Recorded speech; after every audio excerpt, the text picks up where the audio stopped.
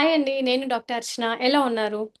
ఈరోజు ఇంకొక చాలా ఇంపార్టెంట్ అయిన టాపిక్‌తో మన ఛానల్‌లోకి వచ్చాను. ఫస్ట్ టైమ్ నా ఛానల్ చూస్తుంటే సబ్స్క్రైబ్ చేసుకోండి. ఇలాంటి హెల్త్ టిప్స్ మళ్ళీ మళ్ళీ వస్తూ ఉంటది. ఈ మధ్య కాలంలో ఎక్కువగా వింటున్న పదం, భయపడుతున్న పదం ఏంటి అంటే ప్రోటీన్. సో, ముందంతగా అవగాహన లేదు, లేకపోతే తెలీదు. బట్ అంతగా చెప్పని వాళ్ళు ఇప్పుడెందుకు అన్నీ చెప్తున్నారు అనే ఒక సందేహం కూడా ఉంటుంది. ముందు ఇన్ని లైఫ్ స్టైల్ డిజార్డర్స్ అనేవి లేవు. అండ్ ఇంతమందికి త్వరగా చిన్న చిన్న ఏజ్‌లోనే డయాబెటిస్ రావడం, పీసీఓడీ రావటం అండ్ మోకాళ్ళ నొప్పులు రావటం చూడలేదు. 60, 70 పైనే వచ్చేది. ఇప్పుడు మనం ఎందుకు అనేది గనక చూసుకుంటే అందరికీ తెలుసు మన ఆహారంలో మార్పుల వల్లనే అని చెప్పేసి. ఆహారంలో ఏం మార్పులు చేశాము? ఆర్ ముందు వాళ్ళు తిన్న ఆహారం ఇప్పుడంత క్వాలిటీ లేకపోవటం వల్ల మనం ఎలా బ్యాలెన్స్ చేసుకోవాలి? అవన్నీ చూద్దాము. ఫస్ట్ థింగ్ వచ్చేసరికి కార్బోహైడ్రేట్స్ ఎక్కువగా తినేస్తున్నాము. పిండి పదార్థాలు అంటాం గదా! ముందు వాళ్ళు తినలేదా అంటే తినేవాళ్ళు. బట్ ఏవి పాలిష్ లేనివి అండ్ మిల్లెట్స్ ఎక్కువగా పెట్టుకునేవాళ్ళు. దాని తర్వాత ఎక్కువ కూరగాయలు లేకపోతే ప్రోటీన్ ఫుడ్స్ ఎక్కువగా పెట్టుకునేవాళ్ళు. అసలు ఎర్లీ మ్యాన్ మనం మనిషి ఎక్కడి నుంచైతే స్టార్టింగ్ గుహల్లో నుంచి, కేవ్స్ నుంచి వచ్చారో అసలు వాళ్ళకి వండుకోవడం, పంటలు పండించడం కూడా తెలియనప్పుడు ఓన్లీ జంతువులు కనిపించినప్పుడు దాన్ని వేటాడి, దాన్ని కాల్చుకొని దాని తర్వాత తినేవాళ్ళు. మాంసాహారంలోనే ఫస్ట్ ఎక్కువగా ఉండేవాళ్ళు. బట్ దాని తర్వాత మనకు మొత్తం మోడర్నైజేషన్ అయిపోయిన తర్వాత ప్రోటీన్ అనేది మానవులకు, మనుషులకి చాలా దూరం అయిపోయింది. అందుకే ఈ రోగాలన్నీ చాలా దగ్గరైపోయిందనమాట. అసలు ప్రోటీన్ అంటే ఏంటి అంటే, మనం ఏదైనా ఆహారం తినేటప్పుడు అది బేసిక్‌గా మాక్రో న్యూట్రియంట్స్ అంటే ఎక్కువగా కావాల్సినవి, మైక్రో న్యూట్రియంట్స్ తక్కువ మోతాదులో కావాల్సినవి ఉంటాయి. ఈ మాక్రో న్యూట్రియంట్స్‌లో కార్బోహైడ్రేట్స్ పిండి పదార్థాలు, ప్రోటీన్స్ మాంసకృతులు, ఫ్యాట్స్ కొవ్వు పదార్థాలు అని చెప్పేసి 3 రకాలుగా ఉంటుంది. మైక్రో న్యూట్రియంట్స్‌లో విటమిన్స్, మినరల్స్ అవన్నీ ఉంటుంది. ఇప్పుడు మాక్రో న్యూట్రియంట్స్‌లో కార్బోహైడ్రేట్స్ అంటే తెల్లగా ఉన్నవి, స్వీట్స్, దాని తర్వాత ఈ మిల్లెట్స్ ఇవన్నీ గూడా మనకు కార్బోహైడ్రేట్స్ కిందకే వస్తదనమాట. దాంట్లో గూడా కాంప్లెక్స్, సింపుల్ అని 2 రకాలుంటాయి. సింపుల్ అంటే రిఫైన్ ఆల్రెడీ అయిపోయినది. ఇప్పుడు గోధుమలు పొట్టు ఉన్న గోధుమలు వేరు, మైదా పిండి వేరు. బాగా రిఫైన్ చేసేస్తే దాన్ని సింపుల్ కార్బోహైడ్రేట్. మైదా అనేది సింపుల్. సింపుల్ గాబట్టి త్వరగా అరిగిపోతుంది. త్వరగా ఫ్యాట్ లాగా కూడా కన్వర్ట్ అయిపోతుంది. బట్ కాంప్లెక్స్ కార్బోహైడ్రేట్స్ అంటే పైన పొట్టు ఉన్నవి. మనకి పాలిష్ చేయకుండా ఉన్న రైస్ కానీ, గోధుమలు కానీ అట్లాంటివి లేట్‌గా మనకు డైజెషన్ అవుతుంది. అండ్ లేట్‌గా మనకు ఫ్యాట్‌గా కన్వర్ట్ అయ్యే ఛాన్సెస్ అనేవి ఉంటుంది. ఆర్ ఉండకపోవచ్చు కూడా. అందుకే ఎప్పుడైనా కాంప్లెక్స్ కార్బోహైడ్రేట్స్ తీసుకోవాలి. అండ్ దాని తర్వాత protein. This is very important. అసలు ప్రోటీన్ ఎందుకు? ప్రోటీన్ తీసుకోవడం వల్ల ఎక్కువగా మన కిడ్నీలు చెడిపోతాయన్న అపోహ చాలా మందికుందా? ఫస్ట్ నేను కూడా ఇలాగే ఉండేదాన్ని అండ్ డాక్టర్‌ని అయినందువల్ల అలానే చెప్పేదాన్ని. మీ కిడ్నీలు పోతాయండి వద్దు అని.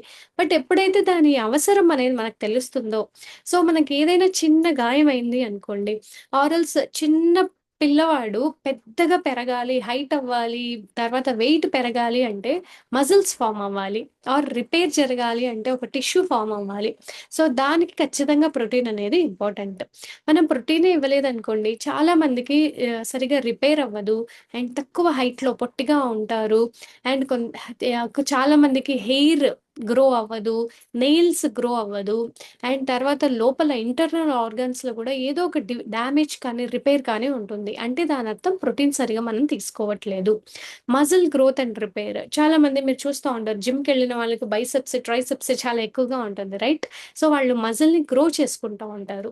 బట్ దాని గ్రోత్‌కి కావాల్సింది కూడా మనకు ప్రోటీనే. Enzymes and hormones. మనకు లోపల ఒక్కొక్క ఆర్గాన్‌కి మధ్యలో ఒక ఏదైతే సిగ్నలింగ్ సిస్టమ్ అంటామో దాన్ని హార్మోన్స్ అంటాము. అండ్ ఏ ప్రక్రియ అయినా, ఏ బయోలాజికల్ రియాక్షన్ అయినా కరెక్ట్‌గా చేయటానికి, స్పీడ్‌గా ప్రాపర్ పేస్‌లో వెళ్ళటానికి ఎంజైమ్స్ అనేవి చాలా ఇంపార్టెంట్. ఈ హార్మోన్స్ అండ్ ఎంజైమ్స్ గూడా ఖచ్చితంగా ఈ ప్రోటీన్ పార్ట్స్‌లోనే ఫార్మ్ అయిందనమాట. ఇప్పుడు మనకి గ్రోత్ హార్మోన్ మనం హైట్ పెరగాలి, జుట్టు పెరగాలి, గ్రోత్ హార్మోన్ మనకు ఆడవాళ్ళకి progesterone, oestrogen, follicle stimulating hormones అంటాం. ప్రోటీన్ తక్కువగా తినడం వల్లనే ఈ హార్మోన్స్ అనేవి దెబ్బతింటుంది. పీసీఓడీ, ఇన్‌ఫర్టిలిటీ అండ్ డయాబెటిస్ అట్లాంటి వాటి పరిస్థితికి వెళ్తున్నాం. And immunity and healing. తరచుగా ఒక చిన్న సీజన్ చేంజ్ అయినా గూడా తుమ్ములు, జలుబు, దగ్గు జ్వరం వచ్చేస్తా ఉంటది. అండ్ తర్వాత ఇన్ఫెక్షన్స్ తరచుగా అంటే నార్మల్ కొంతమంది హెల్తీగా ఉంటారు. కొంతమందికి వాటర్ మారినా కూడా, ప్లేస్ మారినా కూడా ఇన్ఫెక్షన్స్ అయిపోతా ఉంటాయి. అంటే వాళ్ళ బాడీలో న్యాచురల్‌గా ఇమ్యునోగ్లోబులిన్స్ అంటాం. అలాంటివి ఫార్మ్ అవ్వట్లేదు. సో, రికవర్ అవ్వటానికి ఇమ్యునోగ్లోబులిన్స్ రావట్లేదు బాడీలో.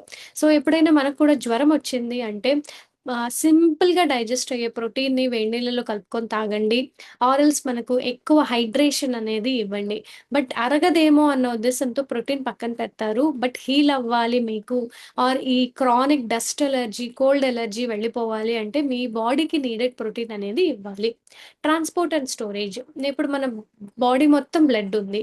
బ్లడ్ మొత్తం రెడ్ కలర్‌లో ఉంటుంది. ఎందుకు? రెడ్ బ్లడ్ సెల్స్ అనేవి ఉండడం వల్ల. ఆ రెడ్ బ్లడ్ సెల్స్‌లో కూడా మనకు గ్లోబిన్ అనేది ఒక ప్రోటీన్ పార్ట్. చాలామంది హిమోగ్లోబిన్ తక్కువుంది అంటే, ఆ రెడ్ కలర్‌గా ఉంటున్న వెజిటబుల్స్ తింటా ఉంటారు. అదొక అపోహ అండి.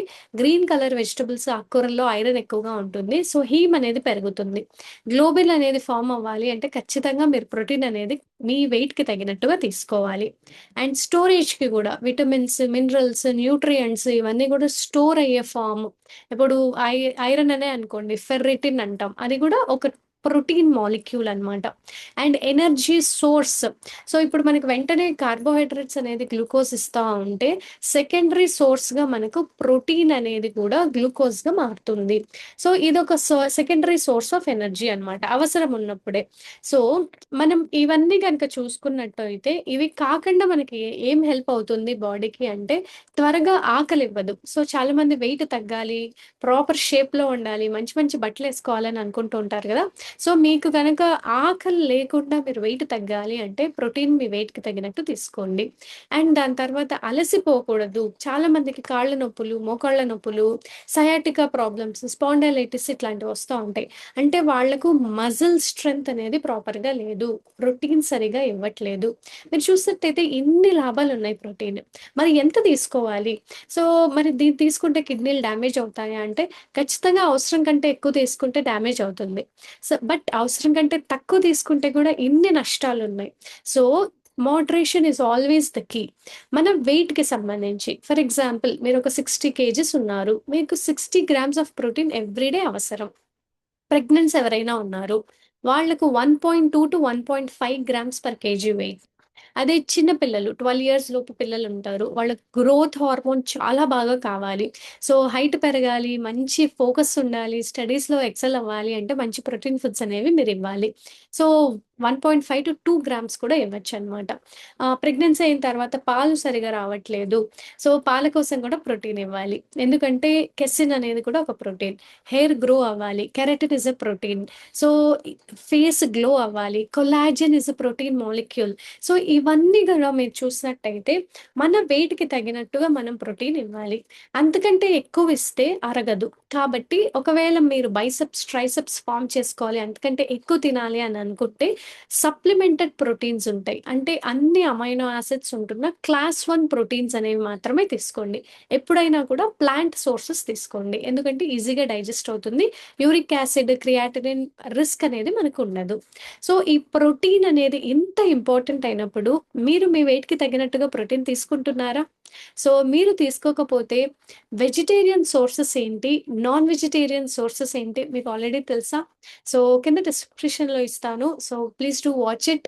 అండ్ మీరు గనక ప్రోటీన్ సరిగ్గా తీసుకోలేదు, ఎలాంటి ఫుడ్స్, ఎలాంటి సప్లిమెంట్స్ తీసుకోవాలని అనుకుంటే definitely ping me. So, stay fit, stay healthy and stay beautiful.